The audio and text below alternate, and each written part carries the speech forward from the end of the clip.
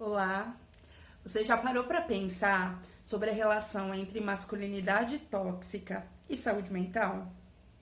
Ou melhor, você já parou para pensar sobre a relação entre a masculinidade tóxica e os índices altíssimos de violência contra a mulher perpetrada por homens na sociedade que a gente vive? Se você não parou para pensar, vem pensar com a gente. Vocês vão perceber nos meus vídeos que eu sempre gosto de puxar todo e qualquer conceito ou toda e qualquer análise que a gente vai fazer aqui para os seus aspectos históricos e culturais. E quando a gente pensa e fala sobre masculinidade tóxica, não tem como ser diferente. Não é nem que não pode, não tem como ser diferente. Então, quando a gente vai pensar em masculinidade, a gente também se remete às questões ligadas à sexualidade, né? E quando a gente vai tentar entender a sexualidade, pasmem, a gente data do século XIX. Segundo Foucault, em História da Sexualidade, fica aí uma indicação, né? São alguns tomos, é um livro grande, mas um livro necessário. Foucault vai falar que o conceito de sexualidade é minimamente parecido com o que a gente entende nos dias atuais, mas ainda muito diferente, é cunhado apenas no século XIX. Então, a partir do século XIX é que passou a se ver, a se pensar a questão da sexualidade entre homens e mulheres. Não só a questão do ato sexual em si, não entendam sexualidade apenas nesses aspectos, mas também na própria identidade, na constituição do corpo, na constituição do ser, né? Quem sou eu, quem é o outro. A própria questão do outro, né, que depois a Simone de Beauvoir mais pra frente vai trazer a mulher como sendo outro, ainda nesse momento não era nem vista como outro, porque a mulher nada mais era, até o século XVIII, ela nada mais era do que um ser invertido. Então o homem, com seus órgãos internos, com a sua cabeça pensante, com o seu falo, era o ser humano. E a mulher, na verdade, era algo invertido ao homem. Então, a vagina era tido como o inverso, né, do falo, na verdade seria um falo invertido. Seus úteros como no caso dos homens, os testículos. Então, assim, até o século XVIII, nós mulheres não éramos vistas nem de maneira singular, nem como um próprio outro, né, avesso ao homem, e sim como na verdade, um ser que é o oposto do único ser existente, que seria o homem. Isso daí a gente chama de monismo sexual, né? A existência de um único sexo, onde a mulher, na verdade, seria defeituosa. E aí, quando a gente vai para o século XVIII, a gente tem já um início de uma outra visão, né, da mulher. Aí sim a mulher começa a ser vista, passa a ser vista como um outro. E o invertido, que até o século XVIII eram as mulheres, na verdade, a partir do século XVIII, passa a ser o homossexual. Até pouco tempo atrás, se não até hoje, né, a gente ouve pessoas chamando homossexuais como invertidos, como se eles fossem o inverso da normalidade, né? Mas qualquer outro dia a gente faz um vídeo sobre a patologização da homossexualidade. Então, a partir do século XVIII, mais especificamente a partir do século XIX, a mulher passa a ser vista como a outra, né? Então, a sociedade passa então a enxergar homens e mulheres com sexo oposto, né? Não são mais a mesma pessoa. Quando a ideia do monismo sexual, então, cai por terra e homens e mulheres começam a ser vistos diferentemente, né, como dois seres, e não como um ser invertido ao outro, a gente poderia pensar, poxa, então tá aí o início de uma compreensão da diversidade entre homens e mulheres, né? São dois seres diferentes, com características diferentes, tá ok. Foi assim, só que não bem assim. As características na época do monismo sexual, que eram mais puramente biológicas, né, para dizer o que era homem e mulher, aqui, a partir do século XVIII, a partir do início da Revolução Industrial, pós-Revolução Francesa, deixam de ser aspectos puramente biológicos, os biológicos também são utilizados, mas passam principalmente a ser aspectos morais, políticos, sociais e econômicos. O que eu quero dizer? Passa, então, a ser definidos os papéis de gênero, o que é ser homem e o que é ser mulher, não apenas pela biologia. Isso também acontece, inclusive acontece até os dias atuais. Mas com acréscimo, além dos aspectos biologizantes, nós temos também os aspectos morais, os aspectos sociais, e econômicos e políticos.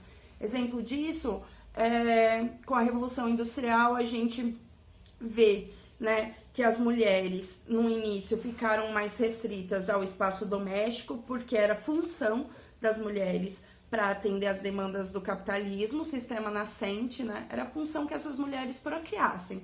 Por que a procriação era tão importante, né? A gente, naquele momento, os burgueses, que eram os donos das fábricas, os donos dos meios de produção, eles precisavam de mão de obra, eles precisavam daquilo que o Marx futuramente vai chamar de exército industrial de reserva, né? Precisavam de pessoas para trabalhar e também de pessoas para ficarem na reserva, né? Para que o salário pudesse ser barateado. Não é à toa que depois, quando a gente tem as mulheres e as crianças incorporadas no mercado de trabalho, a gente tem essa parcela da população ganhando infimamente menos que os homens para assumirem os mesmos postos no mercado de trabalho, além de cargas horárias altíssimas e tudo mais. Mas, para além dessa jornada de trabalho, a mulher também tinha a função de reprodução social, né? Então, ela tinha que reproduzir descendentes para que trabalhassem no mercado de trabalho. Isso é um aspecto econômico das diferenças, né, que acabam. Então, o humanismo sexual acaba e daí a gente tem as diferenças baseadas em aspectos econômicos, morais, sexuais e tudo mais. Um aspecto moral, que também já vinha desde a Idade Média, óbvio, mas que se acentua no capitalismo, é a mulher apenas exercendo sua sexualidade para a procriação. A mulher vista como erotizada, que pudesse exercer sua sexualidade livremente, era vista como pecadora, né? Então, esses são alguns aspectos que vão formando o que é ser masculino e o que é ser feminino na sociedade de classes. E aí a gente vai para os dias atuais, né? A gente chega para os dias atuais e a gente nota algumas diferenças.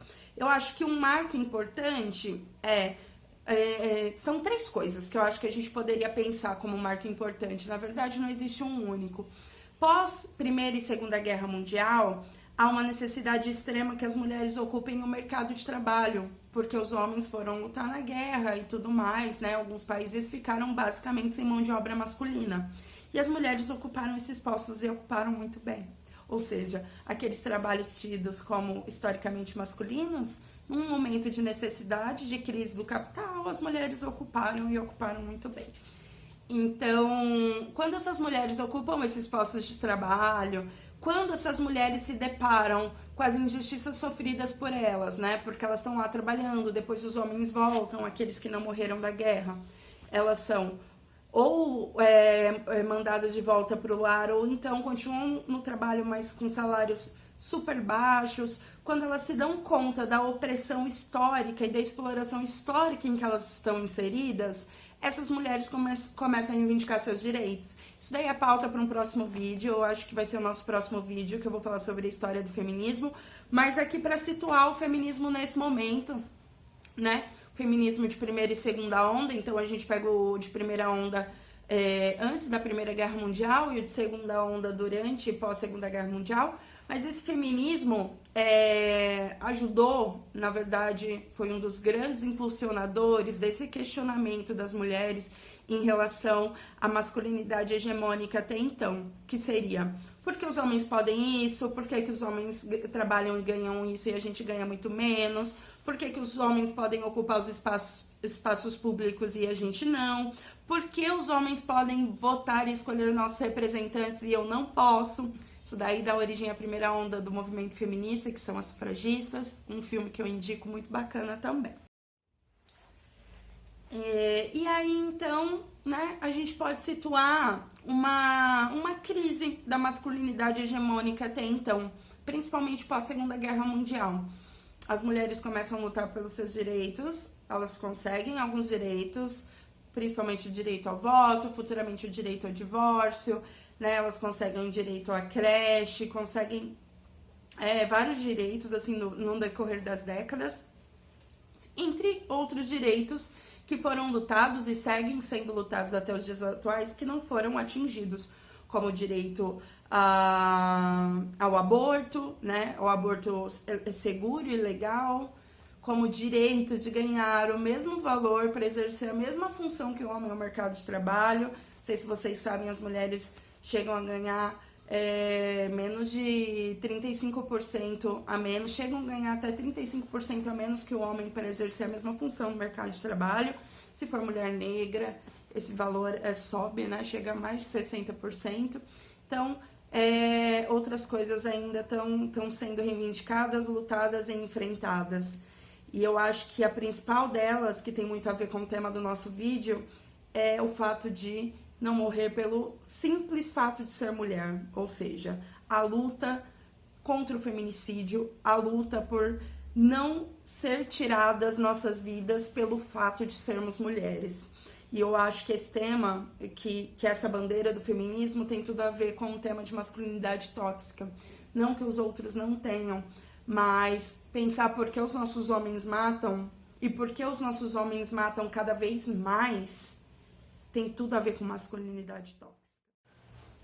Pra gente pensar um pouquinho mais em como se dá essa masculinidade tóxica, então, na sociedade contemporânea, fiz uma colinha aqui, vou fazer umas perguntinhas para vocês verem se vocês já ouviram isso em algum momento da vida de vocês.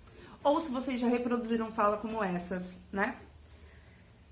Isso não é coisa de homem, não. Se fosse homem, não faria isso. Vai lá, você é homem, então vai lá.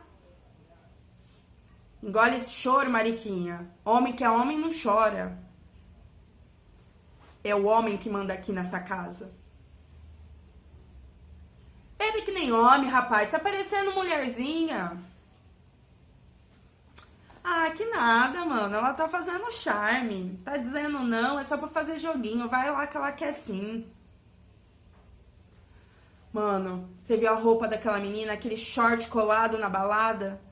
Pois eu entendo porque que a galera estupra. Acaba com isso! Tenha coragem, pô! Seja homem! É o que falta no Brasil! Seja homem! Sai com a porcaria do ministério! Metade aí não vale o que o gato... Forte, né? Forte. Mas totalmente naturalizado. Ou a gente ouviu na infância, sendo homem, ou a gente ouviu na infância, sendo mulher, o inverso, ou então sendo reproduzido para os nossos amiguinhos, ou para os nossos irmãos, enfim. De alguma forma a gente já ouviu isso na infância, continua ouvindo na adolescência e ouve durante a idade adulta. Se não ouve, pensa, né? Porque hoje a gente vive numa onda, dizem os conservadores, né, do politicamente correto, onde não se pode fazer piada com negros, com índios, com mulheres, com gays, ou seja, a gente vive numa chatice tremenda e essas frases hoje não são bem vistas. Gente, entenda tudo isso com muitas aspas, né? Eu tenho duas indicações de documentário para vocês, dois documentários bem conhecidos, um é norte-americano e o outro é brasileiro. Eles tratam de temáticas muito parecidas e tem tudo a ver com o nosso tema de hoje. O primeiro é The Mask You Live In, né? A Máscara que Você Veste, que está disponível na Netflix.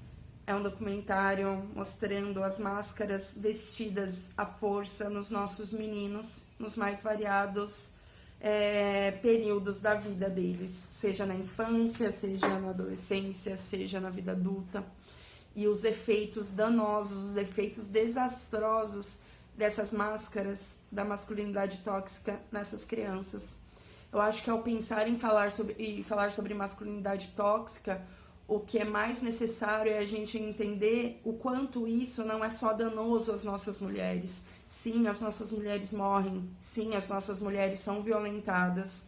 Sim, nós, talvez, né, se é que dá para medir sofrimento, somos as que mais sofremos com os efeitos da masculinidade tóxica. Mas os nossos meninos também sofrem, muitas vezes nem se dão conta disso. Não se dão conta disso porque vivem em espaços onde a fala não é permitida, onde eu falo engole o choro, onde eu falo que quem chora é mariquinha, né? E eu vou alimentando essa agressividade dentro das nossas crianças, seja na educação, seja dentro de casa, seja no espaço de convivência em que esses meninos estão inseridos. E essa agressividade, ela vai dar vazão em algum momento, né? Ela pode dar vazão desde pequeno, na escola com os amiguinhos, ou o menino que agride, ou a agressão dentro de casa com os pais, ou ela pode dar vazão futuramente quando essa criança já adulto, já adolescente, tiver um relacionamento com uma mulher. Então, entender masculinidade tóxica é entender que os nossos homens também são vítimas. Tem uma autora feminista brasileira que já morreu e que eu gosto muito, que é Eliette Saffioti, que ela tem uma frase, eu não vou lembrar ela literalmente, mas que ela fala o seguinte, que ao relacionar-se com o objeto, eu também me objetifico, né? Ela está dizendo isso dos homens, que os homens, ao transformarem as mulheres em objetos, ao tratarem como carnes, pedaços de carne dentro de um açougue, né? Ao lidarem com as mulheres de forma desumanizada, eles também se desumanizam. Homens que se relacionam com objetos, que transformam outras pessoas em objetos, não podem continuar sendo humanos, né? Eles também vão se transformar em objetos. E essa objetificação, fruto da masculinidade tóxica, ela é muito nociva para os nossos meninos também. Não é à toa que a gente tem maior índice de suicídio entre os meninos, né? A gente tem um maior índice de uso de álcool e outras drogas também com os nossos meninos. A gente também tem os nossos meninos e homens morrendo mais do que as mulheres nos espaços públicos. É claro que isso tem a ver todo com uma estrutura patriarcal, que eu acabei citando aqui, né? Que as mulheres historicamente ocuparam muito pouco esse espaço público. Mas eu fico pensando, né, de que forma os nossos meninos estão ocupando esse espaço público. Será que não é de forma a dar vazão, a extravasar essa agressividade toda pelo fato de não poder lidar e cuidar dos seus sentimentos cotidianamente, né? Por ser tido como frágil, como mariquinha, como alguém que vai ser traído se falar dos seus sentimentos com a sua namorada, com a sua esposa. Por que será que essas mortes acontecem em maior número? E claro aqui que não estou desconsiderando em hipótese nenhuma a questão de raça e a questão de classe social. A gente sabe que a maioria da nossa população encarcerada é pobre e é negra, né? Mas esses pobres e esses negros também são homens. Então, acho que são questões para a gente parar para pensar, começar a refletir. E uma última questão que eu queria trazer aqui é um olhar para a nossa contemporaneidade, para o nosso Brasil atual, para o nosso presidente atual, né? Não é de hoje que o Bolsonaro vem destilando ódio, vem destilando misoginia, né? Vem fazendo diversas apologias a estupro, apologias à inferioridade da mulher, como o fato dele ter dado uma fraquejada no seu último filho, né? No caso, sua última filha, ou então dizer que não estupraria uma jornalista porque ela não merece, entre várias e várias outras falas que pra mim me dói cada vez que eu lembro, né? Então são falas saindo da boca daquele que deveria nos representar, da boca daquele que deveria ser um modelo de representante. Então, em um momento onde a gente vê o nosso país sendo um dos países que mais matam mulheres e que mais violentam mulheres, a gente vê um presidente eleito tecendo comentários de ódio às mulheres todos os dias, né? Se o Bolsonaro não é um exemplo maior de masculinidade tóxica, eu não sei quem é. Onde foi também? Foram 4. Eu tenho o quinto também. O quinto eu dei uma fraquejada, né? Foram 4 homens, a quinta deu uma fraquejada, deu uma mulher. Olha, eu espero que não. Se é esse o fato, eu te dou outra. Dá que eu te dou outra. Dá que eu te dou outra. Dá que eu te dou outra. Dá que eu te dou outra.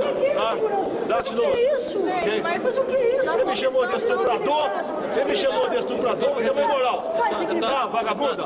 Acho que pensar que tudo aquilo que a gente devia estar combatendo está sendo disseminado por alguém que deveria nos representar é, no mínimo, amedrontador, né?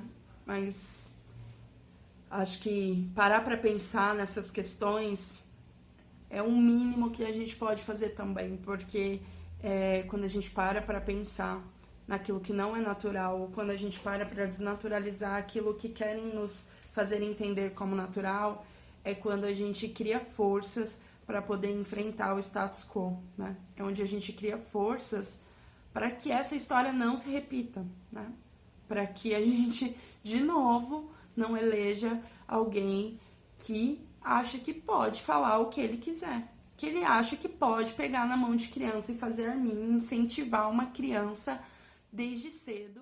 Me preocupa muito também que nosso presidente teça, sem pestanejar, comentários de ódio, não só às mulheres, mas também à população LGBTQI+, dentre outras. Me preocupa muito mais que nossas mulheres estejam sendo mortas cada vez mais por uma estrutura patriarcal, machista, que adoecem não só nossas mulheres, mas também nossos homens. Então eu acredito que é mais do que necessário a gente parar para pensar sobre isso. Vagabunda!